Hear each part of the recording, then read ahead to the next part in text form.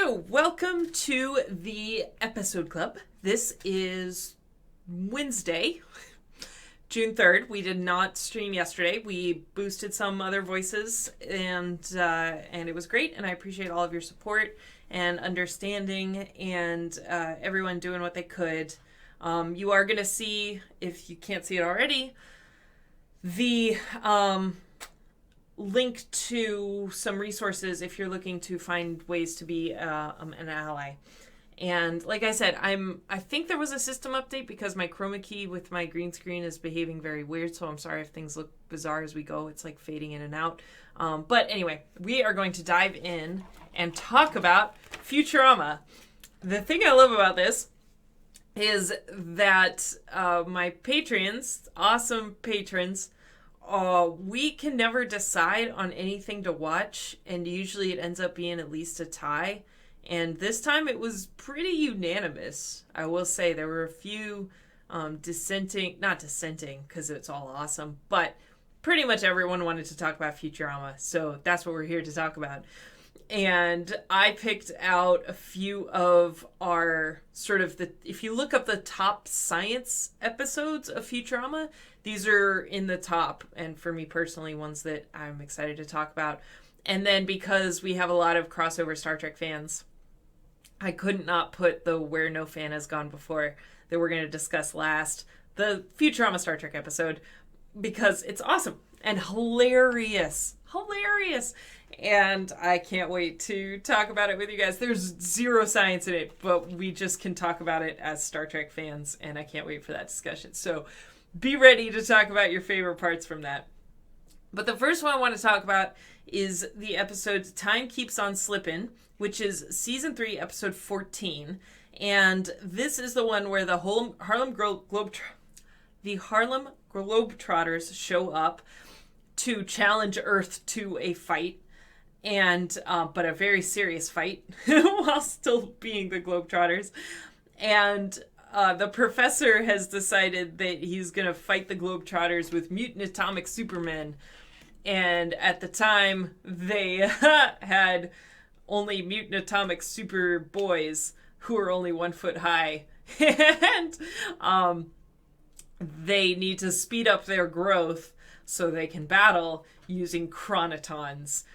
And if you search chronotons, you will get Star Trek Memory Alpha, Star Trek Memory Beta for the non-canon, literature, games, all that stuff, Star Trek content, and Futurama. So this is pretty much a direct Star Trek reference, which I love and I'm all about. But yeah, chronotons. And he says straight up, they, he's like, yeah, time particles. We need to go get time particles. And I love the fact, too, that he's like, wait, chronotons, didn't they destroy a civil... And then it cuts out, and he's like, let's go, everyone.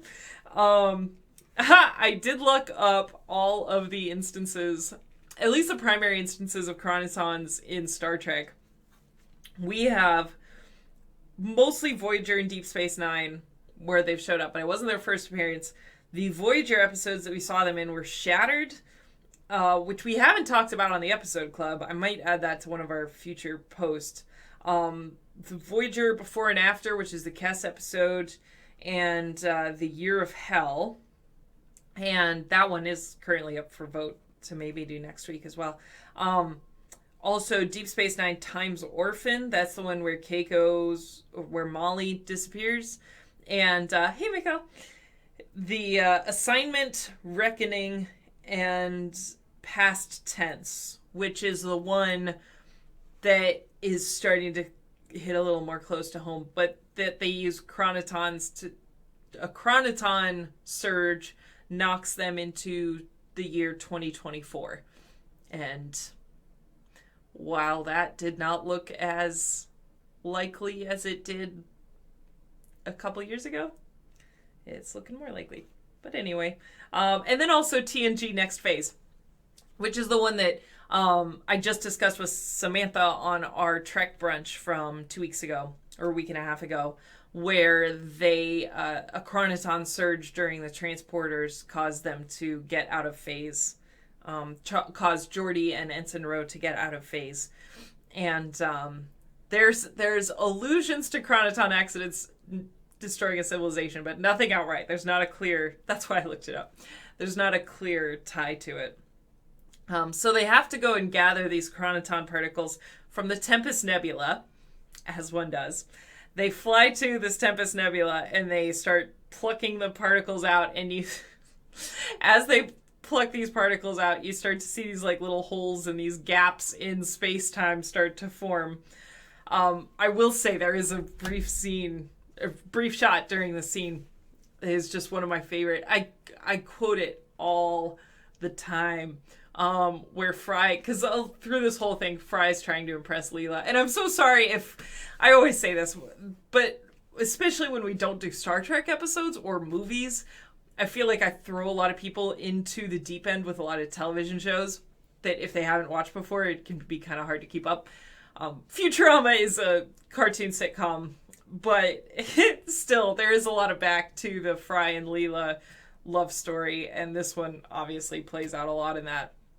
But I love when they're all up there tethered to the Planet Express ship, plucking chronotons out of the nebula, and Fry's like, "Hey, Leela, look!" And he starts venting his helmet, and his head is just going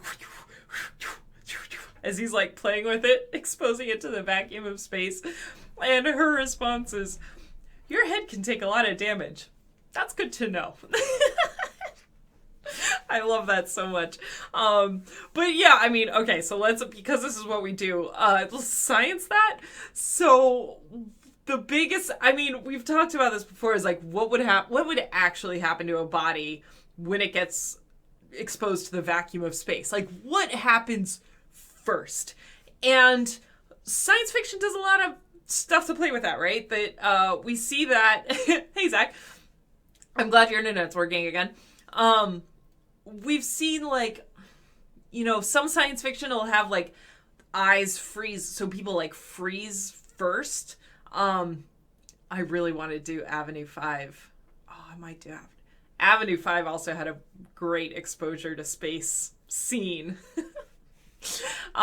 Some do the, no.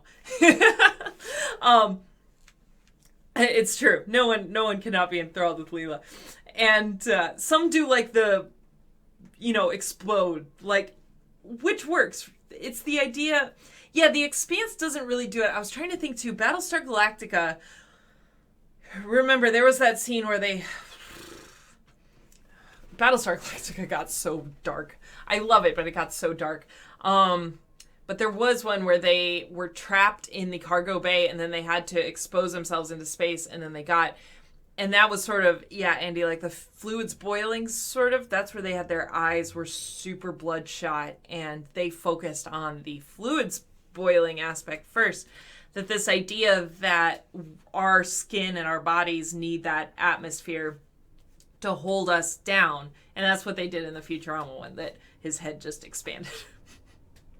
First and foremost. But you got to remember too, our skin genuinely could take a lot of damage, and I don't know how many experiments have actually been done to see what the human body can withstand when they are exposed to the vacuum of space. They're fine, but I'll come back to that one because that's another really good example. But I personally think that because it's like suffocate. This is getting dark. Suffocation takes a while. I think the freezing is probably going to happen first and foremost. That, you know, your body takes time to radiate heat, but when there's like heat versus 3 degrees Kelvin, it's going to go pretty fast. So that one's fun. But then I think our eyeballs and it's not, just don't be exposed to the vacuum of space. But the Crusher, excuse me, the Crusher and Geordi example is kind of the same as in Aliens, the sequel to Alien, where she opens up the huge bay, as well as what Crusher and Geordi are doing. Sorry, Beverly and Geordi are doing. They open up, and you got to remember those bays have a huge volume of air. And in both of those instances, they held on to things while the air rushed past them. And I was trying to think about this, and I think that's reasonable because it's hard to breathe, which is what they showed in the TNG episode, that it's hard to breathe, but there is still air rushing past you, right? That you are still within that. And that's the same in Aliens as well. So it's the cold, but, you know, you do have some time, assuming you're able to hold on to something and while that air is all rushing past, and then shut it and repressurize before it waits too long. But if any of you have gone into like those wind tunnels or like tornado simulators, or been in a tornado, with a high volume of air brushing past you, it is hard to catch your breath. So that's why I think TNG probably did that a little bit better than Aliens, but Aliens is so good that we'll give them a little pass. So Zach, with Total Recall, the eyes, yeah. I mean, to be fair, you would feel, I think you would feel a lot of pain. And as such, you would close your eyes very fast. So how much it can take that damage with your eyes shut is probably a good way to go, I think. But yeah, it's funny to think about. And so this idea that his head expands and contracts as he's playing with the valve on his helmet, I think that's fair. Andrew, yes, I think it would. Sorry, now we're talking about a TNG episode. But yeah, with a plasma fire and venting I think it would stop the fire, because you're either the contents themselves are going out into space, or you're just depriving them of oxygen. But I think even just the rush of the air is going to stifle the fire, right? Because that's why it's hard to breathe. When you have a lot of air going past you, it's because you can't grab onto any of it. And I think that would kind of be the same with the fire. Possibly. We'll go with it. I love it.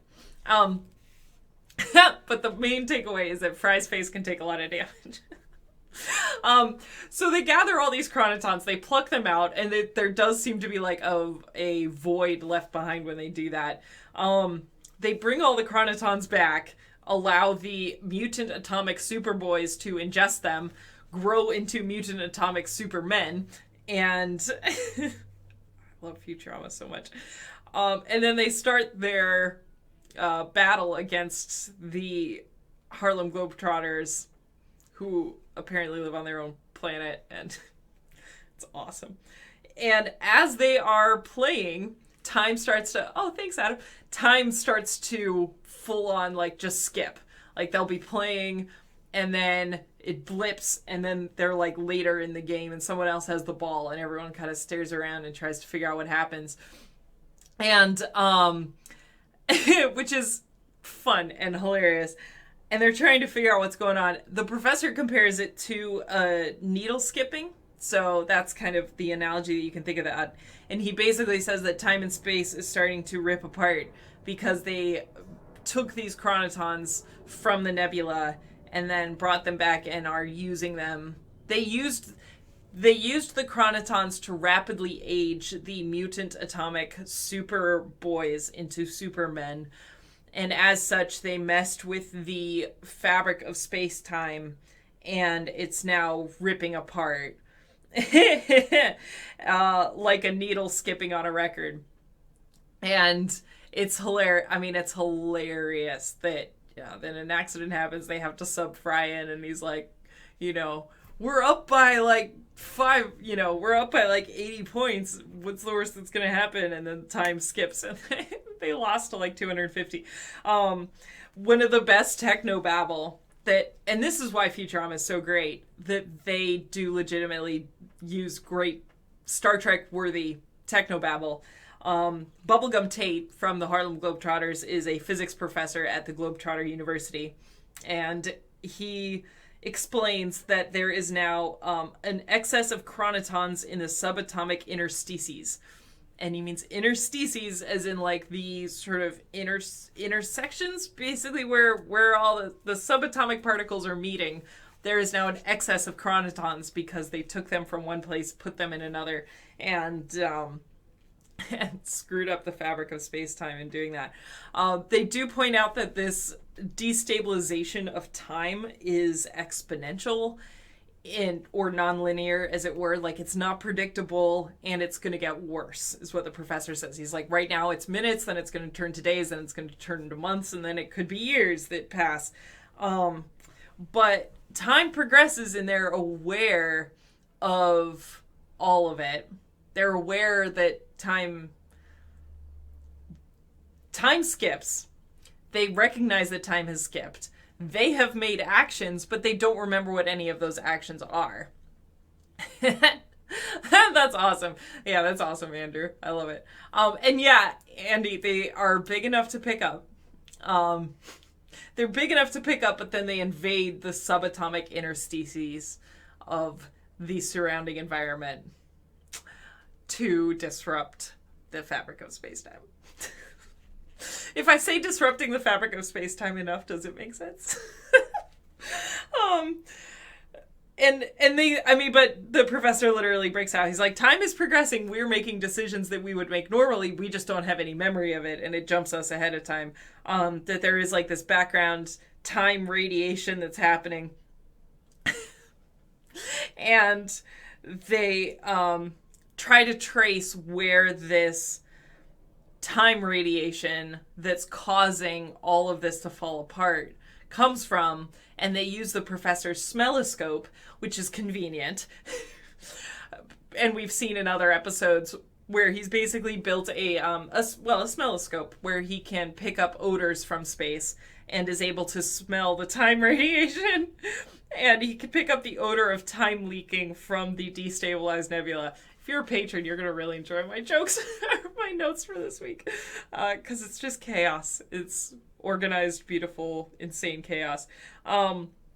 What they decide to do to fix it is they are going to increase the gravity near the nebula to divert the chronotons from them back into, so they're basically going to like drag them back with gravity, and then trap them there using a star cluster. So they're going to move a star cluster, which would be funny if we didn't also see that plot in Star Trek Picard from the first season, where the species moved stars into a octuple star cluster. They do not talk about changing the gravitational constant of the universe. They just try to, because there is an excess of chronotons in this nebula, and they have destabilized that by moving all of the chronotons, then trying to trap them all using the gravity of a star cluster such that they can't, because they made all these holes such that the chronotons can't continue radiating through the universe. It'll be fine. Yeah. Yeah, it was in Picard, where it's like the 8 star systems. But I do love it because he's like, wow, to move the stars, we're gonna need one badass gravity pump. And then time skips forward, and he's holding a little thing that says proposal for one badass gravity pump. And I love it.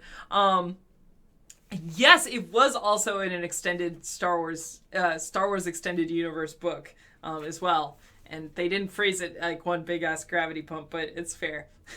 So they go out into space. They use this gravity pump to the star cluster. I also love...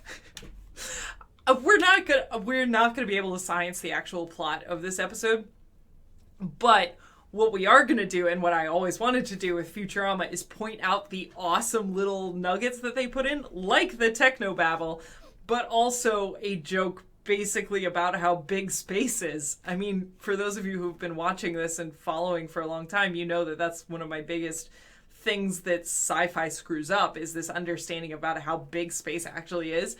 And Leela is like modifying the stars, and she's moving them with this gravity pump into a cluster pattern around this destabilized nebula.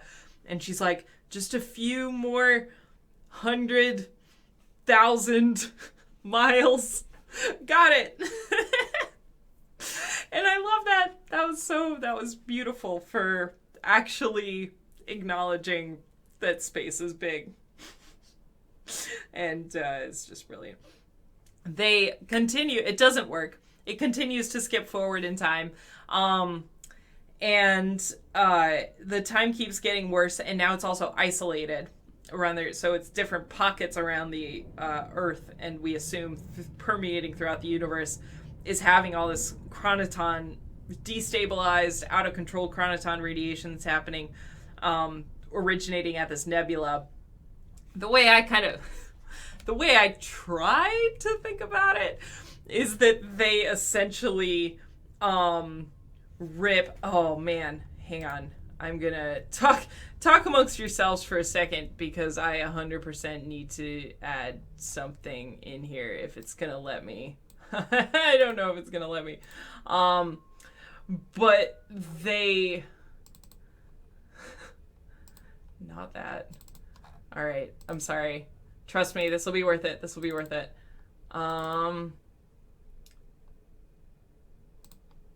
There we go. And yeah, all right. I'll bring that up in a second. I just forgot to do that because I was busy playing Mass Effect. But anyway, they essentially, the way I think about it is this nebula has all these chronotons in it. They went in, they pulled out all of the chronotons, and in doing so, we saw them like rip holes in space-time. So, fabric of space-time. We're ripping holes in it. That is permeating throughout. So we've broken the fabric. The fabric is torn. You can think of the fabric like it's unraveling, right? That you punched holes into it. Now it's not going to be stable. And that's effectively what they did. And then when they try to like bring the stars back together, that's effectively like they're stitching this hole. At the very least, containing it. And if any of you have knitted or sewed or anything, like when you get a rip in fabric, you're not going to necessarily re-sew the rip, or like in knitting, you know, if you have a dropped stitch, you have to pull that stitch all the way through. And with fabric, you have to contain that rip that you don't want it permeating throughout. That's what I think they're doing. Scienced. That by dragging the star cluster over there, that's effectively like putting clear nail polish around a rip in fabric. We good with that? I hope we're good with that. But they found out that obviously that star cluster wasn't quite enough to do it. So they're going to have to find some other way. So the clear nail polish around the fabric was not sufficient. They're going to have to find another way to do it. And they're effectively going to have to create an implosion to make a black hole. They're going to have to use red matter. Is what they have to do. Another way to think about it is that they're actually going to literally stitch it back together by grabbing it all and containing it in a black hole. And so they're like, well, we have a gravity pump, but now we're going to need a doomsday device. Professor's got that taken care of. And then one of the side plots about Fry and Leela is that time has skipped forward and they have ended up married, and they don't know how they ended up married. But they realize that he was like, well, you know, you still chose to do it. I didn't force you to get married, so I must have done something. And then they realized that he used the badass gravity pump to write, I love you, Leela, with the stars. He moved the stars for Leela. I ship Fry and Leela pretty hard. Hey, you know what? If I can use cosplay to explain science, I am here for it. I love it. And that's the best way I can think about it. And so they do get the doomsday device. Fry does go out into the nebula. Or no, not Fry. Bender goes out into the nebula to deploy the doomsday device. Fry is in the ship. He sees that he moved the stars for Leela to say, I love you. And just as he realized that, they set off the doomsday device and it all gets sucked into a black hole. And Leela never saw it. And the chronotons are all contained now. All of the rips and tears in space-time are no longer destabilizing. Are you with me? I think that's good. I love it. It's just fabulous. Okay, so from that one, we're going to talk about The Prisoner of Benda. And I promise I'm going to make this as painless as possible, but we have to talk about it. And then we're going to talk about Where No Fan Has Gone Before, the Star Trek episode, which I literally just wrote down all my favorite scenes from it. So that's all we're going to talk about, because we are going to have to unravel our mind from the group theory mathematics that I'm about to lay down on you right now. And that was indeed the picture that I had to grab and pull up. So, a little bit of context. Talking about The Prisoner of Benda, this is season 7, episode 10. So this is the later seasons after Futurama was canceled, and they made the movies, and then they got back. I will say, if you, and this is just personal, but if you were a Futurama fan, the movies were a little harder. They had some funny moments, but it was a little rough. And then when they came back on, the first 3 or 4 episodes are awful. Personally, I don't even watch them. I watched them once, and I was so genuinely offended by those episodes that I just skipped them. I think it's at the very least 1, 2, and 3 after they come back from the movies. And they're very, like, the other problem, too, is that they're not timeless. They are very much written such that the jokes that they were making were out of date by the time the episodes aired. But that's my Futurama soapbox, and I've already soapboxed about Doctor Who while I was streaming Mass Effect, so we don't need to get into any of those details. But, that said, if you skip those first episodes of Futurama coming back, if it put you off them at all, keep watching. Just skip them. Jump ahead to the Da Vinci episode, because from that, there are just beautiful Futurama episodes. And this is one of those later ones. So this is season 7, episode 10. And essentially, Bender wants to steal a crown from a Robo-Hungarian emperor. It's just such a great show. And I think that's season 7 as well. I think season 6 is the movies. Like, if you look on Hulu, that's what I was watching them on.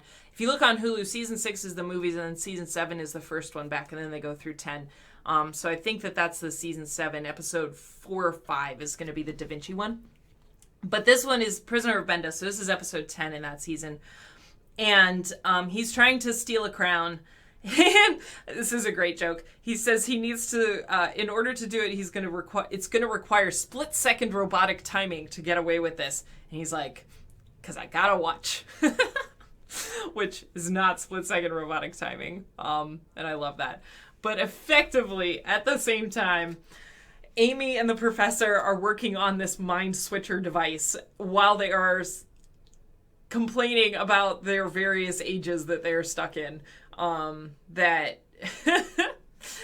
like, it's like we built this device for us. And so they get in there, they switch their bodies. So their brains and their voices. We don't have to get into that. If it's just for the viewer, that's fine. But they switch bodies Freaky Friday style. So the professor's body now has Amy in it, and Amy's body now has the professor in it. And then they decide they didn't want to do that, so they try to switch back, and they can't. They say it's because of the cerebral immune response, without any other explanation, which is fine. The point is that they switched, and the two of them cannot get back into the machine and switch back. That's very important. So Bender then walks through, and the professor's like, aha! We can use Bender as a storage device for one of our brains and then switch back that way. And so without thinking about it further, they switch into Bender's brain. I think they switch Amy's body into Bender, or Amy's brain into Bender, and Bender into Amy, I think. And then as soon as they do that, they're like, oh, wait, so Amy and Bender can't switch back. Amy and the professor can't switch. Only Bender and the professor can now switch, which is still going to leave the wrong person in one of the wrong bodies. So, what are we going to do? Hijinks ensue. I mean, the entire episode is just them all trying to figure out which bodies they can flip with, and it's awesome and hilarious.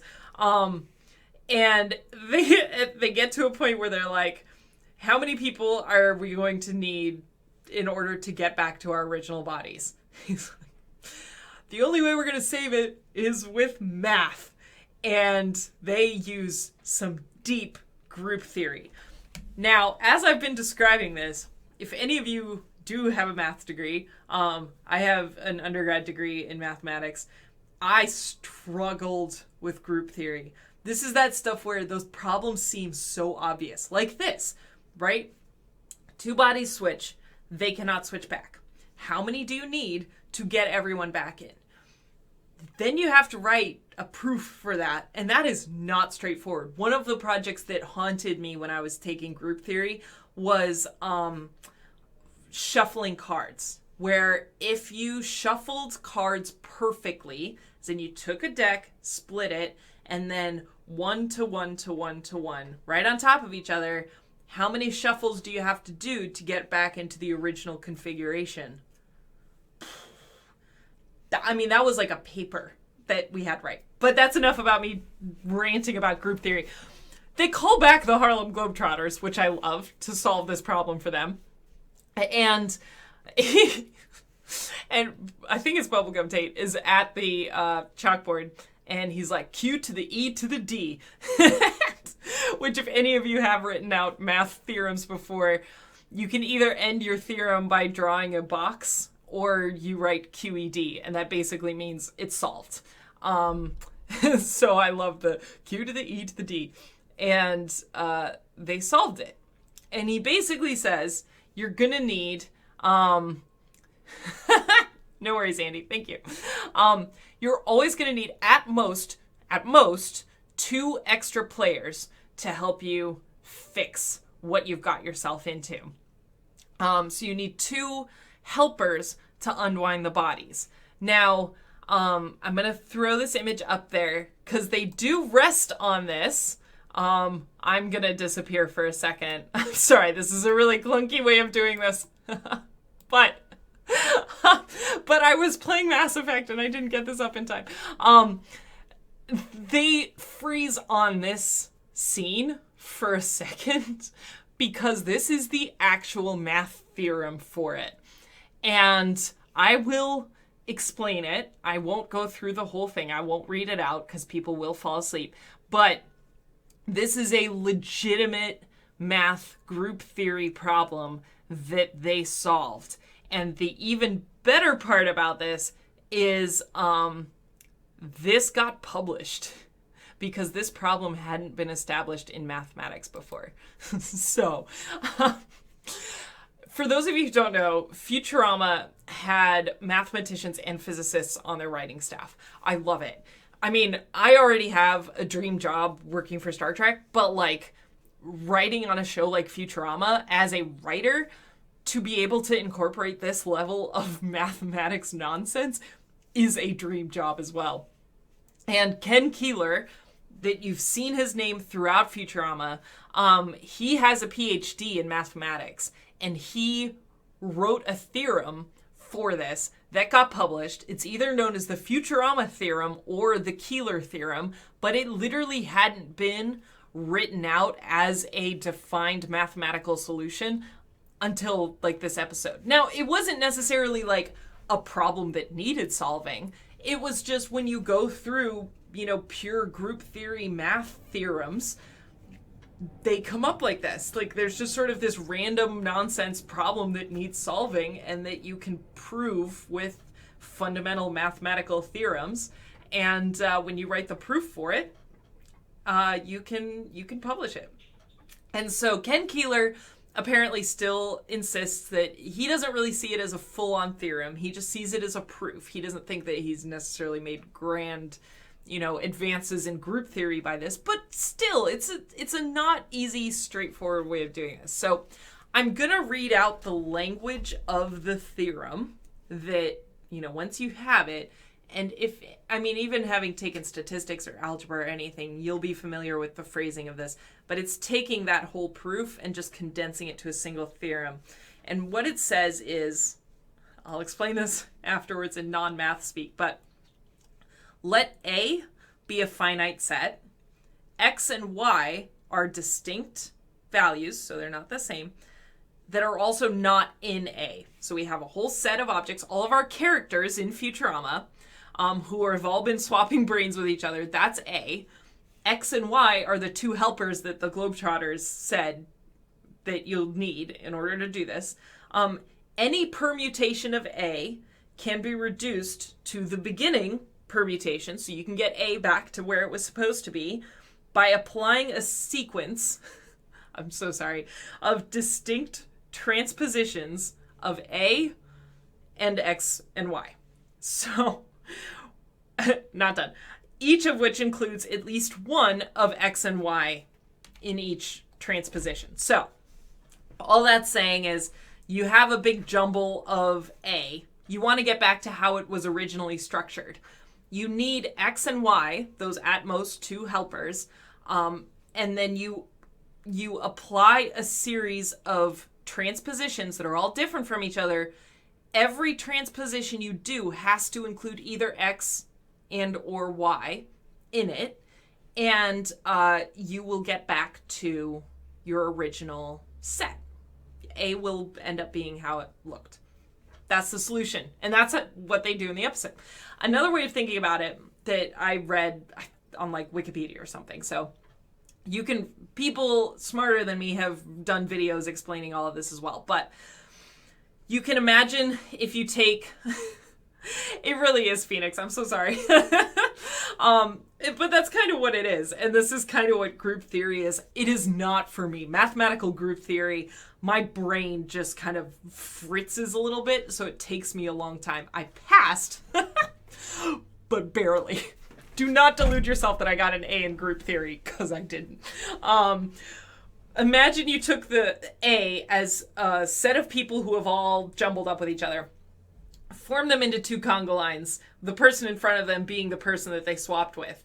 You put X and Y at the top of each one of them, and then you all flip through. So X goes through one line, Y goes through another line, and then at the end, you can flip them back together. They haven't flipped at the beginning, but that's the point, because we're saying distinct transpositions of A and X and Y. We're not saying it has to be exclusively X with A or Y with A. It's all considered one set, but X and Y have to not be part of the original set, and they have to be included in every flip, but they can flip with each other, and that's kind of the key.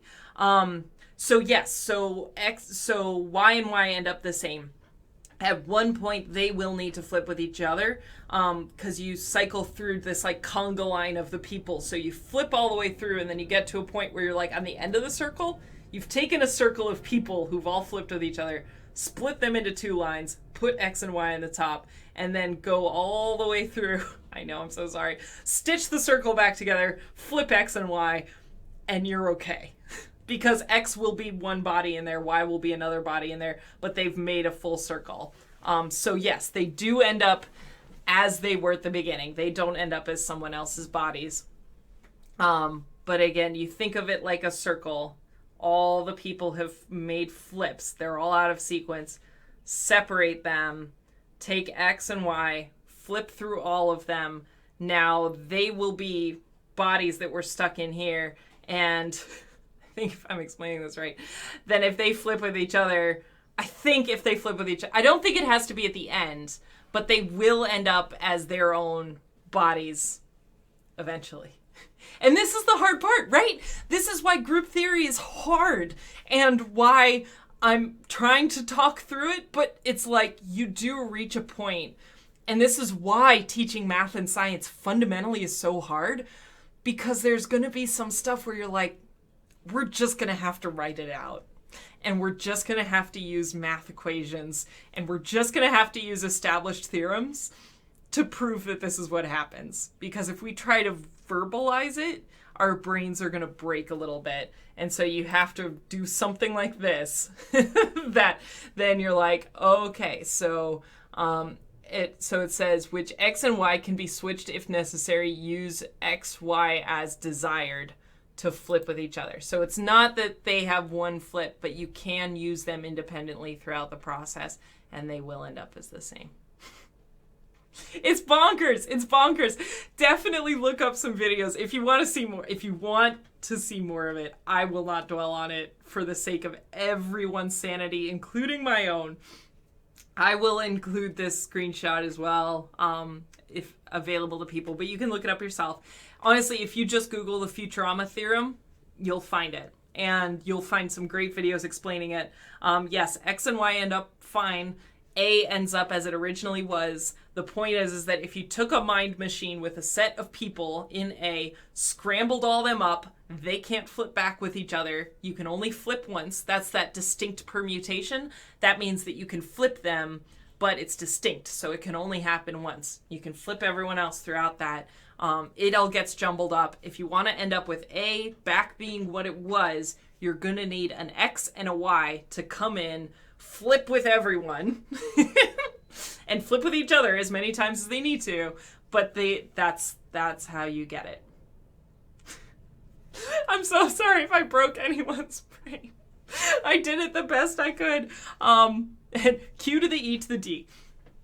We're done.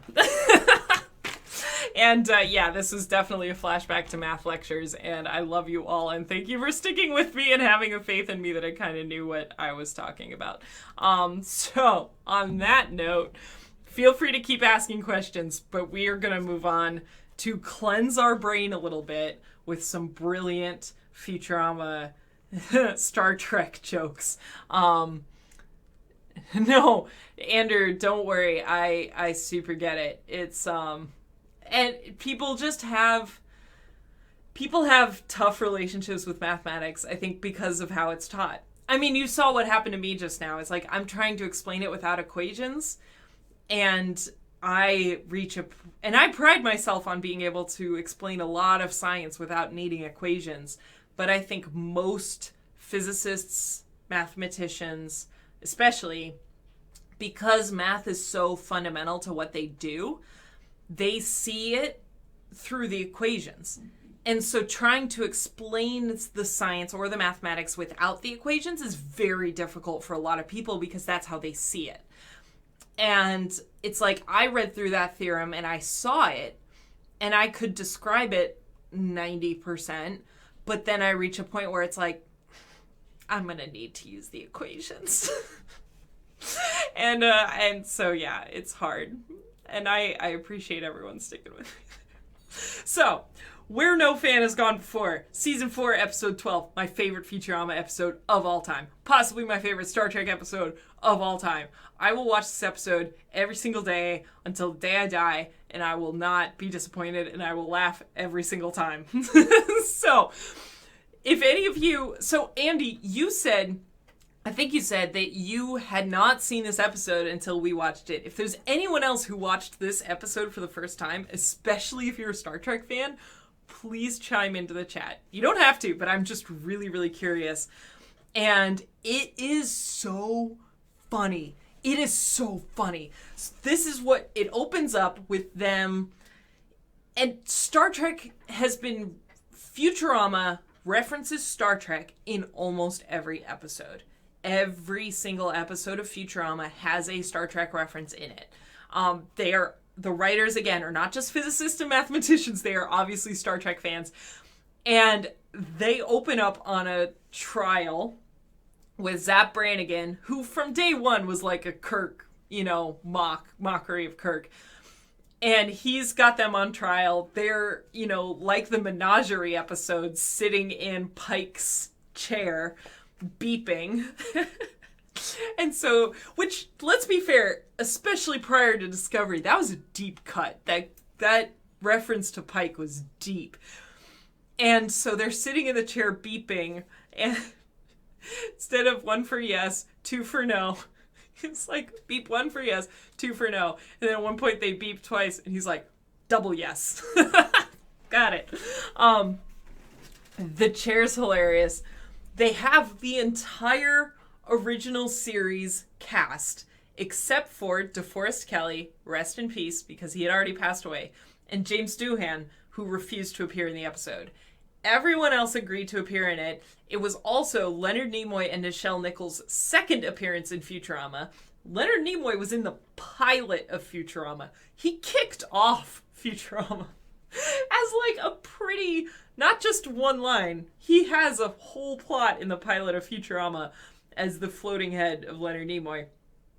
And then Nichelle Nichols, if you remember, she's in that episode with Gary Gygax and Al Gore as basically the space-time cops.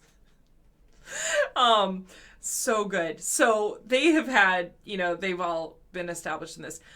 I don't know how characteristic it was of James Doohan to agree to or not with this stuff. An interesting part is that William Shatner had vocally rejected being in The Simpsons, and this is a Matt Groening show. And so he had decided not, when he was asked to cameo in The Simpsons, rejected it, and then still agreed to do this Futurama episode. I mean, I can't even keep up with the amount of Star Trek jokes in this episode. Feel free to write in, share your own favorite moments that we can all laugh and geek out about. I love when they kick off the trial, then it cuts to them basically renting movies, which is kind of hilarious because we don't even have movie stores now anymore. But who's to say the future? They're like, okay, so we have time for like 6 movies. Like, what 6 movies are really good? Like, you know what 6 movies average out to be really great? First 6 Star Trek movies. And then the alarms go off. And it turns out that Star Trek is a forbidden sentence. And Fry is, like, lost in the sadness of this. And they explain that they average out to be really good. They explain that there was a long war that happened with Star Trek. And they're like, oh, you mean the mass migration of Star Wars fans? And they're like, no, that's the Star Wars Trek. I mean the Star Trek wars. That they were like these religious wars with Star Trek. They have the Church of Trek that they say, all power to the engines, as their sort of like amen phrase. And yeah, I mean, that's fair. I don't want to disparage any reason why Doohan didn't want to be in the episode, but because he rejected even like he rejected being in it completely, they couldn't even use him at all. And so they quite brilliantly, when they all show up in their bodies on the planet, they have Welshie, and they're pretty brutal to Doohan, to be like, as this sort of mockery of Scotty. They have Welshie, who's like the incomprehensible Welsh engineer that stepped in when they went on tour in the early 2000s. They went on tour in the early 2000s together, or the early 2200s, and they ended up killing Welshie, very Tasha Yar style, where the monster is showing their might by taking out one of the characters. Which I love. Also, fun trivia fact with this episode. So when Fry goes to go talk to Leonard Nimoy in the Head Museum and is trying to figure out why Star Trek is a forbidden phrase, and he tells the whole story of the Church of Trek and, that they were all pushed into a volcano with He's Dead Jim, as a Star Trek fan would want to be. When he grabs Leonard Nimoy and takes him off the shelf, Jonathan Frakes, jumps to the front and he goes, yes, front row. And that's actually Jonathan Frakes. And that's the only line he has in the episode. And I mean, probably, years ago when I've seen this episode so many times, when I was watching the credits and I saw Jonathan Frakes' name in it. And I was like, what? How is he in this episode? And I went back and noticed it, and it is Jonathan Frakes did that. Yes, front row. That's it. I love it. And then Fry talks about his love for Star Trek and why he didn't think he had any friends. It's just, we love it so much. Yeah, him, Frakes and Gargoyles, like, I just love that he had the sense of humor to come in and just do that one line, because it's so good. I love, too, when they're going to that planet and they're about to land, and he's like, Bender turns to him and he's like, all right, so we'll go into it with Leonard's permission, of course. The animated Leonard Nimoy in the back is like, I bless this permission, which is I love. They also have a great joke with that I have since quoted forever. And in fact, if you saw my Star Trek IV Voyage Home stream, I think I quoted it in there as well, but when they see Walter Koenig in it, and he's basically like, no, say it in Russian. And he's like, "Wie will get..." He's like, now say it, nuclear vessels. Like, no. Nuclear vessels. So good. Melvar basically has collected all of our heads so he can host his own Star Trek convention. Which I have met most of you, and I think you have met me at Star Trek conventions, so we have to have a good sense of humor about this. And I think the great thing about having writers like the ones on Futurama, with their backgrounds and their personalities, is it's that great feeling that you get from Galaxy Quest and from shows like that, where you're not being made fun of, you're being laughed with. And I think that that's what this show nails. And yeah, Trelane, and I mean, the episode is Metamorphosis that they pretty much pull this through. This big energy creature, Melvar with 3 L's, as George Takei said. He's like, I've been doing conventions for decades. I know how to spell Melvar. And they pit Fry and Melvar into a trivia competition. And Melvar is like, I'm the biggest Star Trek fan. And Fry's just like, I think the scoreboard says something differently. I will just sit here and quote this the whole time. This is what happens like when I meet other Galaxy Quest fans as well. I will happily quote it from beginning to end because it's so funny. Another great moment that is particularly close to my heart that I love seeing is when they decide what to do with Melvar. And they're like, if we direct our energy beam to increase and they go off on this long technobabble thing. And he's like, we have to do what they do in Star Trek, have a really complicated plan, explain a simple analogy. And then Leela goes into the thing about the energy beam, and Bender responds, he's like putting too much air into a balloon. I use that all the time when I'm doing my sci-fi consulting. It's like putting too much air into a balloon. And we love to see it in this. He pits them all in armed combat, as we've seen in episode 19, 46, 56, 77, and Melvar forgot episode 66, The Fool. When they get the universe expanding. I'm not sure what you were asking there. I mean, there was kind of the whole plot about it with the where they talked about the universe expanding. But I don't know if you mean the Star Trek universe as well. No, that they're gonna expand Melvar, like putting too much air into a balloon, by directing the energy beam into him and expanding him apart. That's their analogy for that. Sorry, I should have explained that better. This is the problem I think probably a lot of us have, is when we geek out too much, we start quoting it in our head faster than we're quoting it out loud. So we know what we mean, but not everyone else is following. So sorry about that. They also have some great comedy with the combat, with the two-handed thing, and Nimoy trying the Vulcan neck pinch on Bender and it not working, and George Takei having a ripped six-pack. Yeah, it's just so good. They also have a great... I mean, Walter Koenig, I think, has some of the best lines, best sort of, quotes and lines in the whole thing.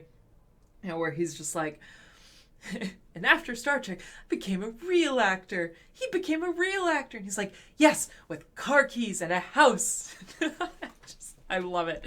Also some great in-jokes where, obviously, the whole Kirk dialogue thing where William Shatner gets up and he Shatnerizes Slim Shady. And he's like, how can you spoken word a rap song? But he does.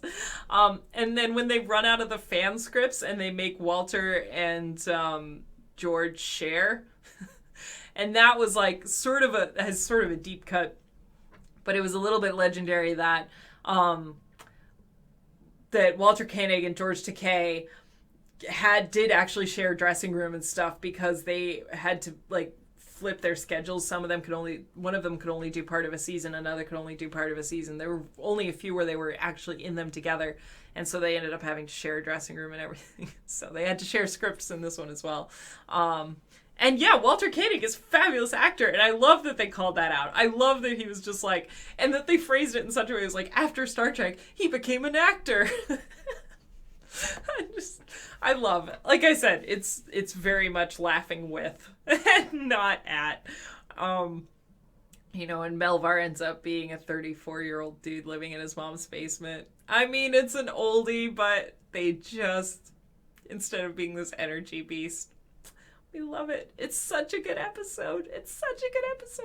And, then the fact that they're still in battle and they do manage to escape.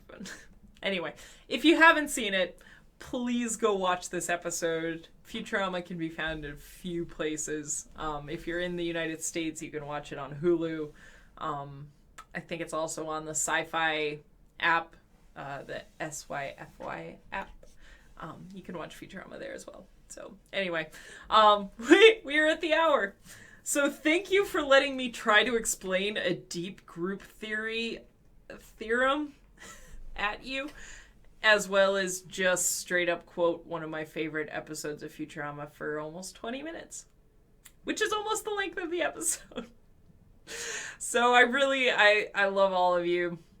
I know it's been a rough few days. I get it. I hope that this brought some levity. I hope this brought a little bit of escape. That's all I wanted to do. Everyone needs to give themselves a little bit of a break, feel some love, laugh. My jaw hurts from laughing, and that's a very good place to be in. And that's because all of you are here enjoying it. So thank you so much. Please take care of yourselves. Take care of each other. I will be back on Friday with our astronomy class, our Astronomy 101. This will be week 4, so we're going through it. You can find all my stuff on YouTube. We got our links down at the in the About section, so you can go click through there and see it. And you're so welcome. If you do want to be part of deciding what we talk about in this episode club, then that's part of being a patron. You can find that link in the About section as well. And again, thank you all so much. Thanks for hanging out. We love Futurama. And we love Star Trek. And we love science. So with that, enjoy the rest of your day, evening, wherever you are now. And I will see you next time. Live long and prosper. Bye.